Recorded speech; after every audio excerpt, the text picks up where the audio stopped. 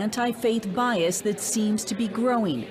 It can be seen on college campuses like Vanderbilt University, which force Christian student clubs to welcome non-Christians in leadership, or in the media's support for LGBT activists and disdain for those who speak of religious liberty. Faith and culture expert Billy Hallowell says what's most concerning is that this anti-faith bias is now well entrenched in our most important cultural institutions, or the big three, as he calls them.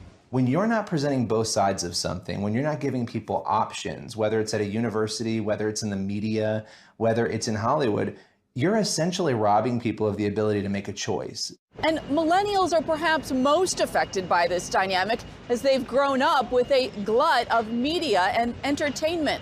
People are much more disconnected, I think, from what is happening, desensitized to it. And really the end effect of that, the big change, is that opinions are shifting. A millennial himself, Hallowell looks closer at these dramatic changes in his new book, Fault Line. One wake-up call? Polls which show a growing number of Americans who don't have an issue with premarital sex and having a baby outside of marriage. Also, support for multiple romantic relationships has doubled. And now almost 2/3 of the country sees homosexuality as okay.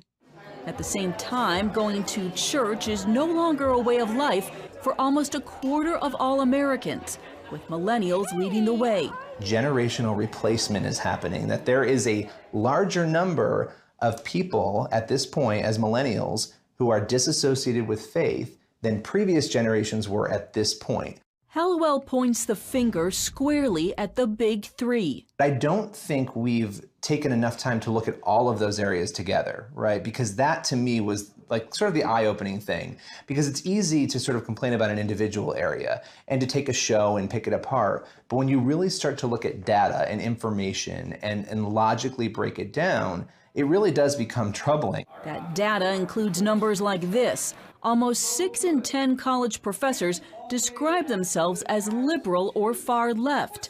Only around 1 in 10 say they're conservative.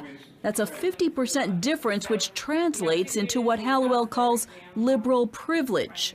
People who are liberal or maybe not affiliated enjoy the ability to sort of speak freely, whereas people who don't associate with those beliefs have a harder time maybe speaking up. One clear example happened in 2009 when the media blasted Miss USA contestant Carrie Prejean for her answer to a question about gay marriage. I believe that a marriage should be between a man and a woman, no offense. If that girl would have won Miss USA California, I would have gone up on stage, snatched that tiara off her head, and run out the door. Hallowell believes that outcry fits with a normalization of rampant sexual activity. It has infiltrated television, making the so-called family hour obsolete. As a dad, Hallowell felt he had few choices for his kids. His instinct proved correct when a Barna report found that less than 1% of Americans believe Hollywood is faithful to Christian beliefs.